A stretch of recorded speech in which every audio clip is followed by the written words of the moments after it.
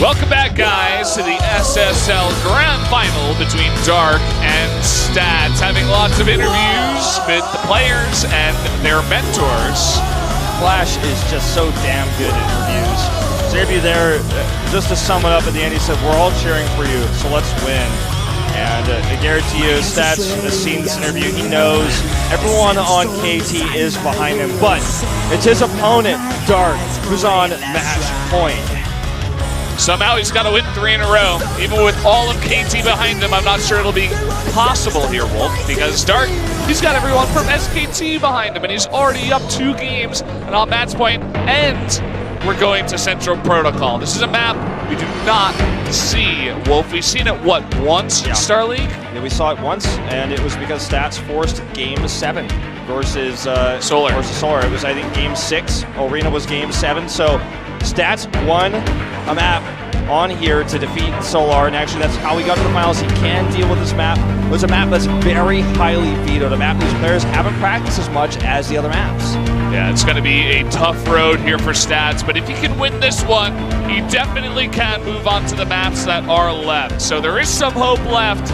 If he can win this one, though, he's got to win this, 2 more, and then possibly we'll take that finals. But Dark looking primed, looking ready, in the best shape of his life on that stage. So let's go into game number 5 right now.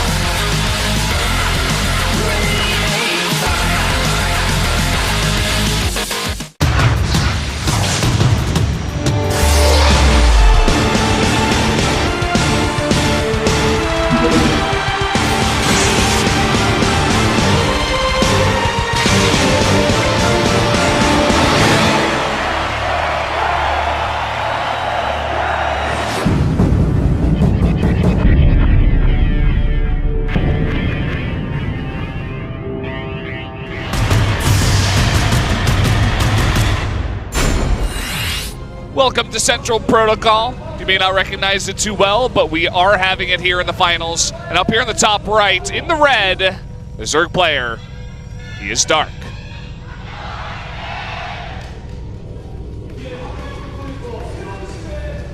So many cheers from the fans, so many people coming down to cheer for him. There's Myungshik. His opponent, though, to the bottom left, in blue, needs to win 3 in a row. It's Stats. Huge cheer for him as well. KT, as you mentioned earlier in this finals, is the biggest group of fans for Starcraft. They have the most vocal fangirls, the biggest fan club, and they are very much cheering for him here. They want him to come back. It will take a miracle, but hey, miracles have happened in grand finals before. Now, yeah, this won't be the first time. You mentioned the map. It's crazy to think that in a grand finals, on match point, Stats, who waited 8 years for this moment, could be defeated on a map that we saw used in this tournament 1 single time. And that's why, looking at the map list earlier, it's so important to get ahead, because you don't want to be in an unfavorable matchup when your opponent's on match point, a map that you are the only player in this tournament who's ever played 1 game on it, okay? 1 game, the whole tournament, it's been vetoed by everybody else. And it makes it here into the grand finals as we go into game number 5. Yeah, it's pretty unbelievable. You have to imagine that players coming into this one, especially Protoss players, are like, nope, I'll just ban that one out. That or Prion Terraces is what we saw a lot in terms of the bans from the Protoss players in this group, or rather in this tournament. And, you know, Stats, you definitely have to do some extra practice on this map. It's another very, very big map. Long rush distance, especially spawning here at cross spawns. Stargate. We're now 5 for 5, Stats opening Stargate. Has 2 gateways of Adepts this time, though, for a little bit of extra pressure. Unfortunately for him, he is cross-spawn, so won't be able to use them very easily, but still, with a double Adepts, he's going to be able to save this Probe's life at the start of things, maybe force some extra lings. Dark already going into Overlord speed again. Yeah, I mean, I'm not so sure if he'll go into Baneling drops. He's done it 3 out of the 4 times that he wasn't, you know, all-inning on Arena, of course. He definitely can mix it into his play, but on a map this big, you want to make sure you get that scout regardless against Protoss. Could see a crazy build come out, especially on a map like this where Stats may not be too comfortable.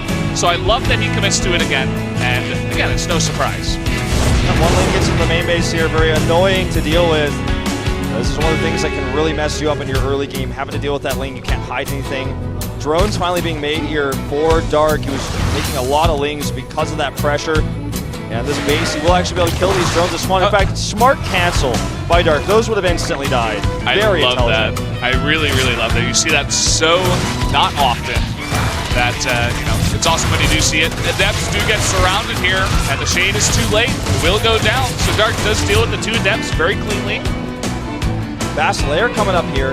No Evolution Chamber, no Baneling Nest, so already a variation here from what Dark is showing us. Although, as I say it, there's one half.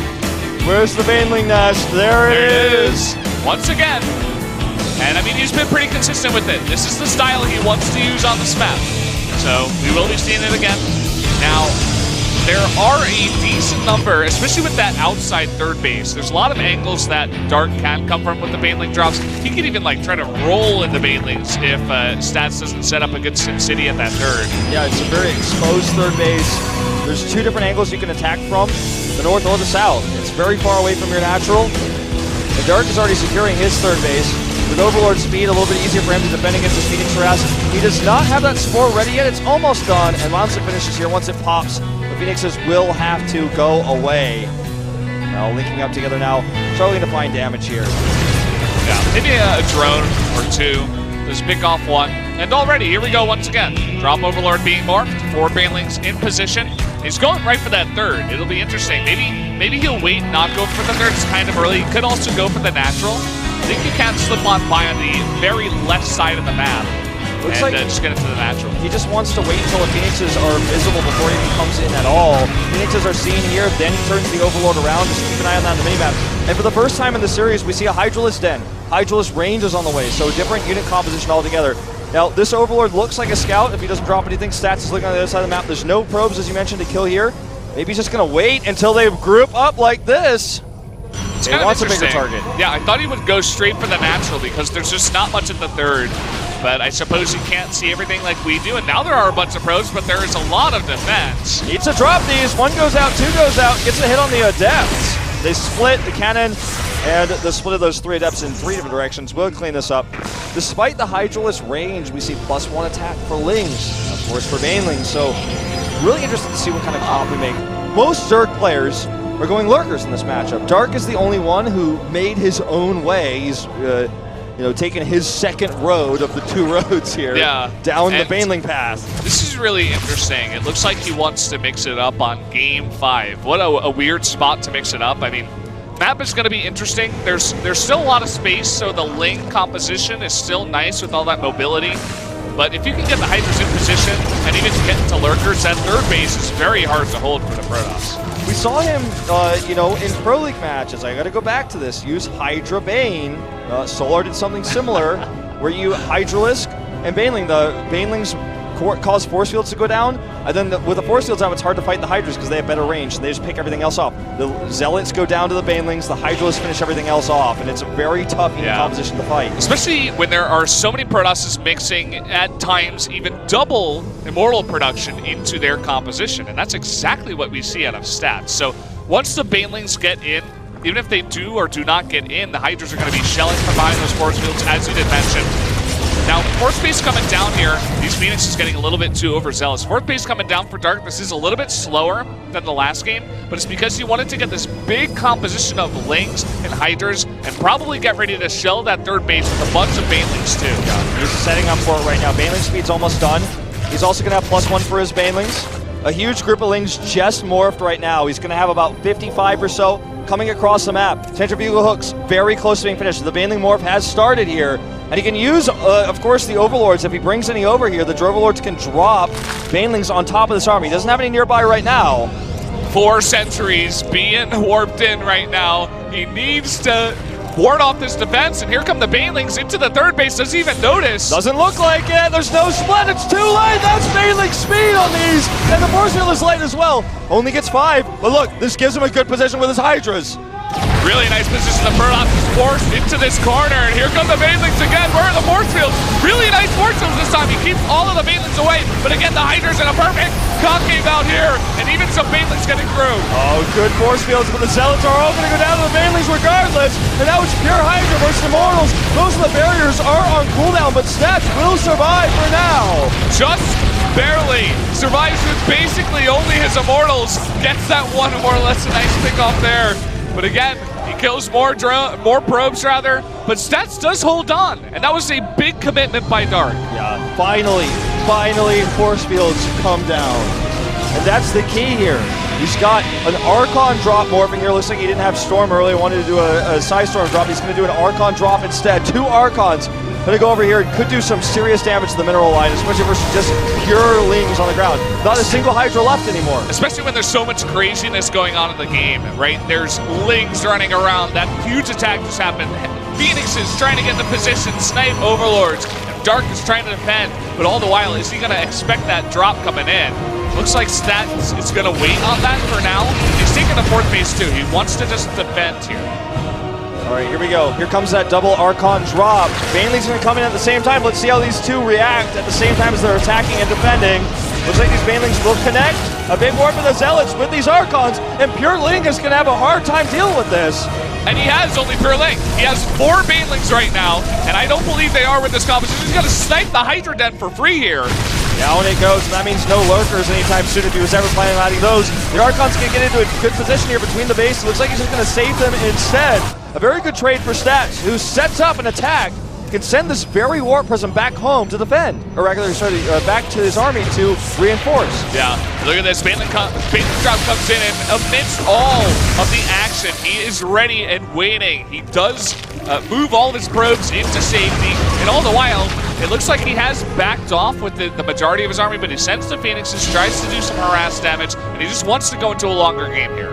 No sentries, not a single sentry in the unit comp for Stats right now, and it's going to be Banelings he faces. He still has a solid army. It's much bigger than what Dark has. He has these Archons, he has a lot of Immortals, but Dark is in a tough spot right now in this game. He's trying to transition. He has a huge gas bank. He's trying to get those Ultras out. Oh, he's going to force that. Really nice targets there. Doesn't get it. No, he gets away. Really, really nicely done. He's unfortunately not able to follow up with any more aggression there, but at least does save the Warp Prism and the Archon. All right, base over here not spotted, funny as it is, by those Phoenixes. More and more cannons being added here. I think this is kind of a sign of things to come. Stats planning on doing a follow-up attack soon. Once he hits max, he's getting close. He is about to have +3 attack as well. He's got Storm, he's going to have +1 armor. This is going to be a smart window of time where you can hit before the Broodlords are ready. I thought we were going to be seeing Ultras, but with the Spire coming up here, looks like it might be the other way around. Yeah, I really like Stats' position right now. As long as he can hold on here, doesn't take too much damage from the harass, add in some more cannons, make sure you're okay. He's already got 4 here in the 4th. He's not dying to any Baneling front buys or anything like that. Just get your army up, get your Storm, and prepare to attack. It's always so funny to see charged Zealots versus Banelings. They charge to their death. And this base is scouted now finally. He may actually commit to attacking it. Looks like that's the angle of attack he's taking. No, changes his mind. The Phoenixes here know there's no mining, so maybe it's best to just attack from where your opponent's counterattacking you. Even with all these cannons, those Lings can do damage. A bit of indecision from Stats as to where he wants to attack on the map. You can see he's moving to the right side, to the center, to the top, keeps running back and forth. He's not committing yet. He looks like he wants to get more upgrades. He's getting +2 armor. He's getting shields now. Oh, look at this. Warp Prism coming in, and he should be able to snipe this base if he warps in a bunch of Zealots. There's no defense over here, and cutting Dark down to 4 bases is going to be really key in this fight. With an Archon here as well, even with Lings and Banelings coming back, it's so much more difficult to defend. And look at this, even with all this army coming over, just way too slow, way too late. Naturally, he is sniped. He can save that Archon if he controls his Warp Prism, or he can absorb Baneling hits with it. Works decently well also, but moving across the map, Stats not confident to take a fight yet. This is giving Dark time to get that Broodlord tech online. Yeah. He's getting his own Tempest at home, but still, Dark is like super comfortable right now. He's so glad that Stats is not attacking him. I mean, we saw the way it worked out last time on Orbital Shipyard, but of course Dark was in a better spot in terms of his economy. He had a much faster VIP. It was up in mining. He had the gases there. So it is going to be a bit harder for him to transition and get all the units that he had in game number 4 out there, or game number 3. I'm not sure exactly which one it was, but it's still going to go into that very late game where Dark seemed to have an advantage. 52 Banelings on the map. Imagine that. I would never see that contemporary Starcraft EVP. Everything just disappeared. 2 storms. Oh no! More Banelings being wasted here as well. He's got a lot of gas, but he doesn't have infinity gas. And here is going to be the moment where we finally see the first attack. Attack goes down. Barriers up on the Immortals. He hits a ton of the High Templar in the back. That's a really nice hit, even though it doesn't seem like he has much else. That was a really big one. There's only one High Templar left over. He needs another good fight. Look at the bank of minerals for Dark. It's very low. He doesn't have that 5th base, or rather, his 5th base is dead. He has 4 bases up right now, but many of them are mined out. His economy is weak. Stats has taken the top left. He's taken that new base up towards like the 11 o'clock, and those haven't been dealt with. And Stats has a much better economy as a result. Look at this now. Triple drop into the 5th base location of Stats. Yeah, and it's up on the high ground. Those units are actually going to have to make a tough choice whether to come back to defend or not. Looks like the answer is no. This base with +3 and Adrenaline Lance should go down, even with the 4 Zealot Warp, and he just right-clicks on it, and down it goes. Not enough. These players trading bases. That's really good. Getting that snipe is huge for Dark because right now he's really struggling to get his own 5th. And you can see only 2 Brewlords out this time, 3 Corruptors. It really does not look like he's got the same economy. All the while, his Protoss army is trying to threaten the Zerg here with an attack. Maxed out. He's trying to build a better army. He has 8 Archons. I don't even want to tell you guys how many Banelings it takes to kill an Archon. It's a lot. They're psionic units. They're not light. And they have 350 shields, plus the fact that he's going to have +2 shields very soon for those Archons. So Baneling's not very effective versus this comp. He's also got 5 Immortals with barriers and Psystorms. Dark isn't ready to fight yet, and he wants to avoid that as long as possible, do these harasses, do these drops. You can see how important this 5th base is. He's like, okay, I need about 20 Banelings for the defense. I'm not messing around. I don't care what you've got in that Warp Prism. It is not killing my 5th because I need those gases. I need that mining right now. Dark had for the longest time 1,500, 1,600 gas. He didn't have a good gas economy, but he was waiting to decide what he wanted to spend that gas on. And as it turns out, he's committed to the Broodlord tech. But guess what? Scouted now. 4 Tempests are on the map, and he can just continue to poke forward here with those Tempests, adding additional Stargates. The Mothership is almost done. He's ready for this. And Dark, I don't know how well he's going to get a trade with this army, and he needs to continue to win trades. Oh, look at this Archon defense for the Lings. Yeah, this is really nice. Getting those into position. Looks like Dark, in fact, is just going to fight. And, you know, the Archons do attack slow, so if you don't have that much support for them, it does make it a bit harder, but not enough Lings up there. The Archons do defend. Baneling's going to trade out against those Zealots, eliminating some of the defense here for these units. Rather the support for these Archons, I should say, and Tempests and Immortals marching across the map. Ultra's Cavern is nearly done, but with all these Tempests plus the Ultras, I mean, that's not even going to be that good of a counter to what Stats has built either. And Dark can no longer just comfortably sit back. These Zealots are going to force units away, and then he's going to start hitting. He's got so much range with these Tempests. I love how comfortable Stats looks in this game. His defense has been on point. His drops are just non-stop. You can see the mining once again stopped at that 5th base, and that is so key for Dark. I keep saying it, but Stats just keeps hitting it. He moves forward, forces Dark to react by bringing his army to the middle of the map, and then he drops at the same time. Still no answer for the Warp Prism. Maybe he just needs more static defense, or maybe even a couple of Corruptors over there to ward that out. Let's see if he can get much done with this. Looks like the answer is no. Archon's over here. He's going to get like 1 or 2 probes. Kill some cannons that were not canceled. That's a small victory. Going to be a bigger return on investment than just dying otherwise. But looking at even resources lost here, 7,000 more efficient is Stats, who now finds another Baneling drop. This one going towards the main base, so won't find much. There's no mining going on there regardless. And uh-oh, the Ultros Cavern. Kaitia's plating, maybe cancel. He's got the Baneling defense. Just barely keeping that alive. This drop does nothing besides bringing back 1 Void Ray to defend. Ton of Corruptors scouted here. Could try to harass structures with those, as well as maybe chase around this air army. He's going to want to avoid the Archons and Storms, of course, but Stats remaxing into Void Rays, knowing that that is going to be the answer here. Down goes that Oracle. No more vision of these Corruptors. And once again, Stats threatening here at the front. Mothership going to help out. Does Dark have the necessary detection? I haven't seen too many Overseers. He's only got 3, and they're not grouped up. He needs to get that over here unless he plans on trying to focus down the Mothership first, which he didn't do in that last game. Drone depot is spotted, and this is going to be dead. All of those drones and the hatchery will die. This army is too slow to save them. Look at this. Drones just running. I guess they're going to live, but... I suppose if you run for long enough, the Protoss has to come back and defend against any possible counterattack from the Zerg, but... It's such a funny situation with those drones coming back. All right, this watchtower is cleared up here. Stats has starved Dark out for long enough and now it's really starting to show in the gas bank, the lack thereof for Dark. If he kills any bases, yeah, you can kiss Dark's chances of this game winning is goodbye. This is looking like the opposite in terms of banks and position from Orbital Shipyard. Stats, it looks like he wants to engage here, wants to poke with those Tempest, but here comes Dark. All right, 4 Overseers here. Storm's going down on all of those Corruptors. Void Ray's going for their prismatic alignment. Time Warp's being planted here as well. And this is looking to be a win for Stats in this first fight.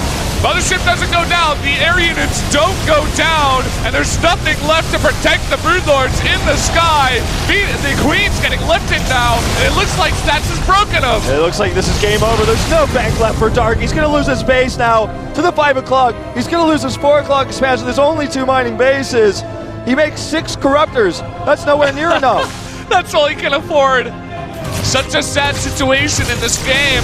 Looking a lot like the opposite of that last one on Orbital Shipyard. This base is going to go down. Dark is trying to take a base in the middle of the map.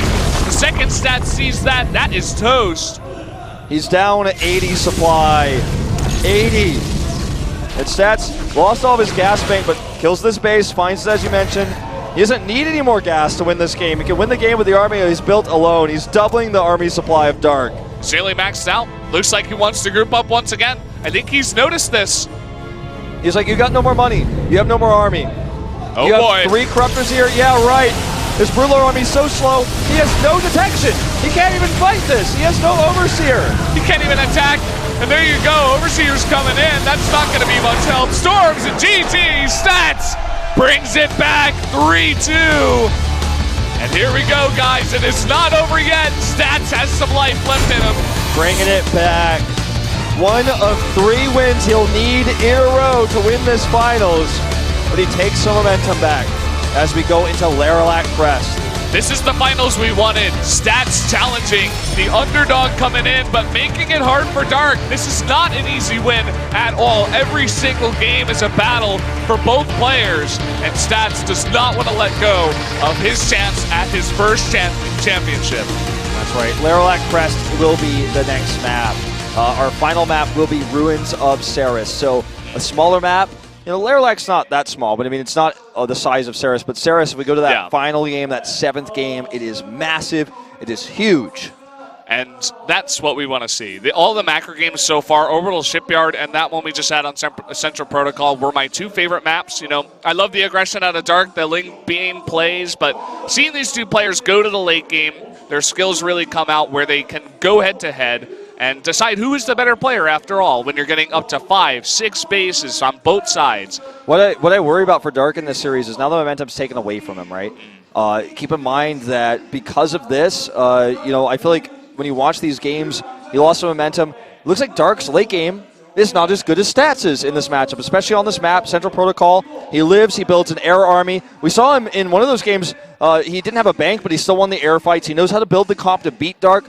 This time he had an economy. He choked Dark out. I mean, it's kind of interesting. It's like Central Protocol actually helped Stats in that one because once he defended on 3 bases, the 4th base was so far away from Dark, Dark could never really attack it. He tried to so many times. Lings, Banes, there were 4 cannons, and the army was right there because the 3rd and the 4th are very, very close. So he just defended. It was not quite the same battle as on Orbital Shipyard because the 4th base, it's out there, it's near the 3rd, but there's so much harass potential in the main. And I